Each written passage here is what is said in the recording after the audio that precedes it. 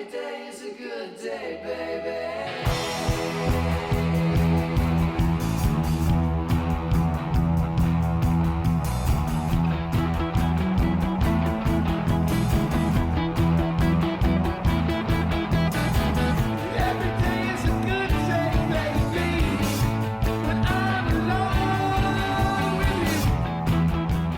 Hey everybody, welcome back to the Monkey Shine Lab. Today we got a quick opening, unboxing, if you will, of these Mego. These are reissue, they're calling them, but this isn't quite how the Mego figures were when I was a kid. Anyway, we'll get into that briefly, and this is going to be a real short one because, as you see, there's really not too much to open and see here, but I do have one or two observations, and maybe we'll have some fun along the way. Anyway, what you see here is the way it comes to you on the peg. You have Ultraman, and it says it's an 8-inch action figure with 14 points of articulation. These are, basic plastic body characters with the way we used to get them, which is they give you plastic boots, which always remove the feet when you pull it off, and so you'd have to reach into the boot and pull the foot out if you wanted to be barefoot. I don't know why you'd want that, but you could do it if you wanted to. They don't get painted. The heads and the hands and stuff get painted, I guess, but the figure itself is in a cloth bodysuit, which, so when I got used to get stuff like Planet of the Apes, I was a big Planet of the Apes figure collector for a little while. I didn't collect them, I played with them. I like to take stuff out of the box, and that's what we're going to do here. This is kind of interesting. It's sci-fi. It says it's for 17 and up. So that's really not like the Mego figures that we used to buy back in the day. And I can tell you that it's not probably priced. I'd have to ask my mom and dad what the Planet of the Apes figures cost way back in the day. I don't know. I'll Google search and see if I can find some old ads that nerds have posted.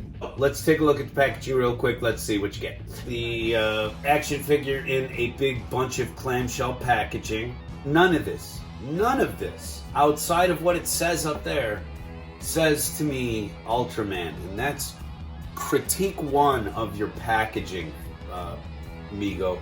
A lot of the people that buy these things are not going to take them out of the pack. They're going to keep them on the card, and they're going to keep them just like this. And so you should have made some better looking packaging, first off, okay? This is lazy as fuck. And on the back, you've got, it says Ultraman and all that other crap you can read. One of my biggest complaints with Ultraman, these thin hands, okay, really important.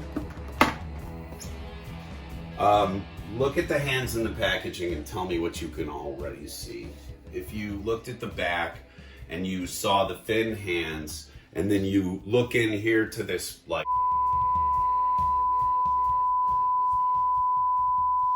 toes, and his toes are knocked together like he's got to go to the bathroom.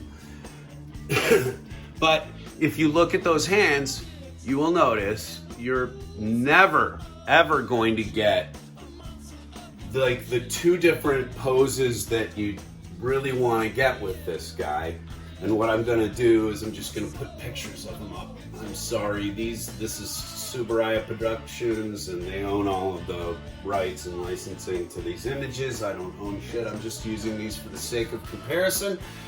But if you look at these pictures, the one way where he shoots his ultra ray, he's got thin hands, and basically when you see him fighting a lot of different monsters in any of the stills, he's got kind of thin hands. And what you're going to see here when we get him out of the package, because I've already beaten the hell out of the packaging, but what you're going to see here, let's get the as Rocco likes to say, let's do the tray shot. All right, that is a fairly clean piece of cardboard though that could be recycled. And then you've got all the rest of this. This probably would have been enough. It's not to keep any pose, so I'm assuming that it's so that trying to get the figure out in the store is a little noisier or something.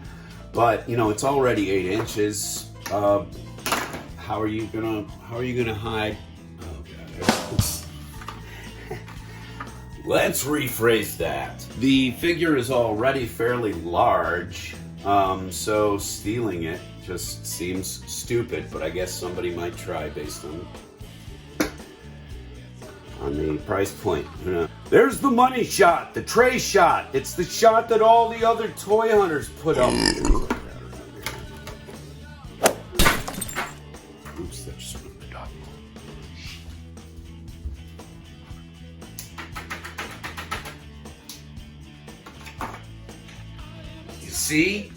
You see how plastic gets into the ecosystem? All right, let's move in on this guy. All right, now, let's save him from this awful pose and let's talk about the figure itself.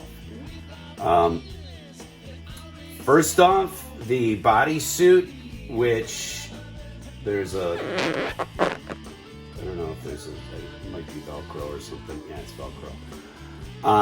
They used to give us a little button snap, like right about here where the collar would like wear out and get floppy. So, okay, points there. The bodysuit actually fits the character really well. So I like that. Let's get him straightened out here. And let's talk about these hands. Ooh, that's floppy. Whoa. Let's even see, because these wrists are not a point of articulation. The forearm does turn sort of at the shoulder. There's no cut here at the bicep, and there's no rotation at the wrist.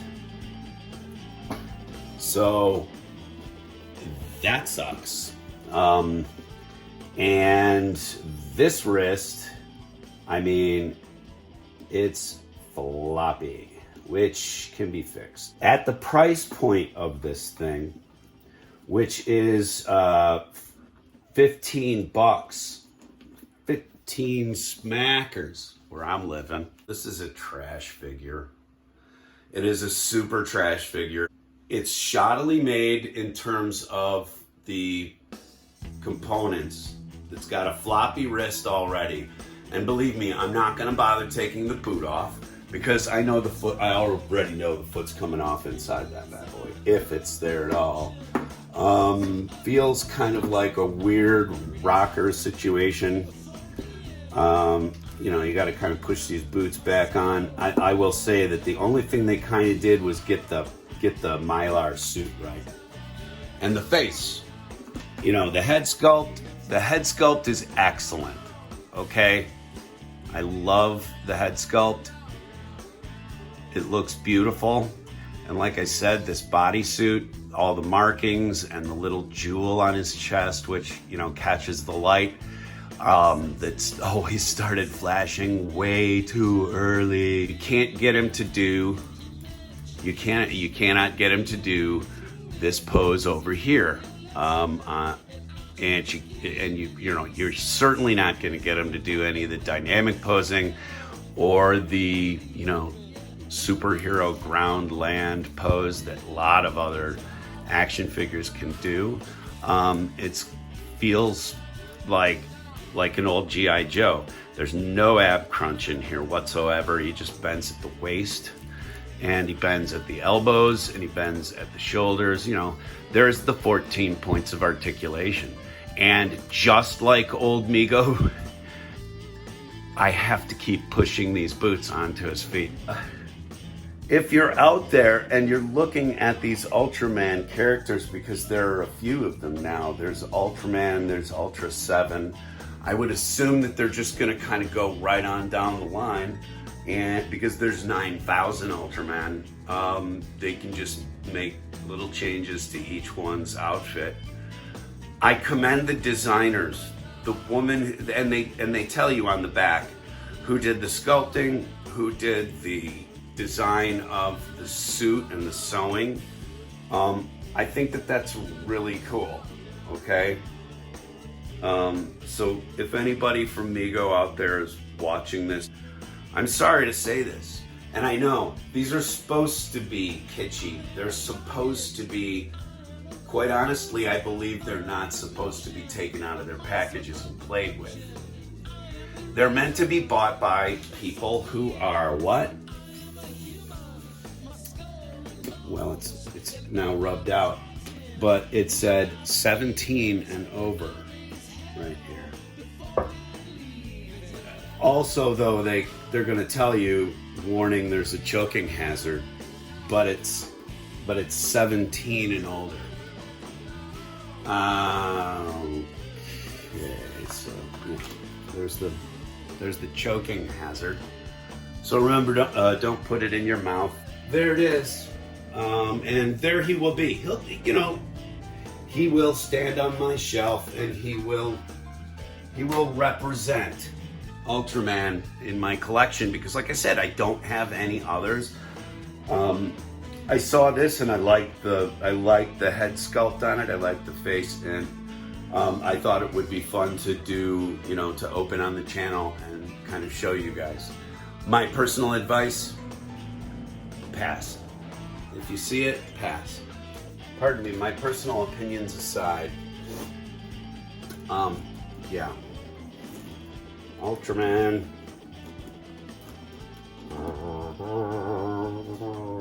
Yeah. Your little light is flashing before you even get him out of the package. Sad Ultraman. We should do sad Batman now too. All right, so there you have it. I mean, that's a real quick unboxing and review of the figure. There's really not much to review. It's a Mego figure. Although I do remember that the quality of the Mego figures that I played with as a kid were a little better in ways. I don't know, maybe it's just my memory makes that, that Planet of the Apes figure into something it wasn't.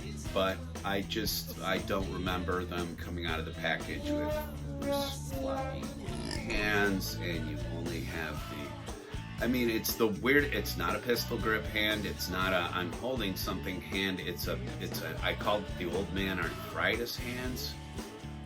And again, I am being overly critical of something that is supposed to be retro. I can't help but believe that the people at Mego know exactly who they're selling to when they say it's for 17 and over. Ultraman has always been like Wu-Tang. It's for the children. So I don't really get it. If my grandkids get into Ultraman, this would not be a figure I would buy them to play with. So what is it? It's meant to be kept in the blister. It's meant to be put on your wall. It's meant to be traded at a flea market somewhere down the line, but it's not a toy. Okay? It's a piece of collectible. And I don't know, I'm really kind of against shit being sold that way. It's one thing if you're collecting toys. It's another if you're making stupid ass, really expensive, inarticulated toys for inarticulate mentalities, maybe. I hate to be harsh on it because I love Ultraman and I used to love Mego figures, but that's the one and only Mego I will ever be buying. They can... in terms of me buying any of the Universal Monster versions or any of that other stuff that they've got out. For me, might as well just join Super 7 in the fuck you pile.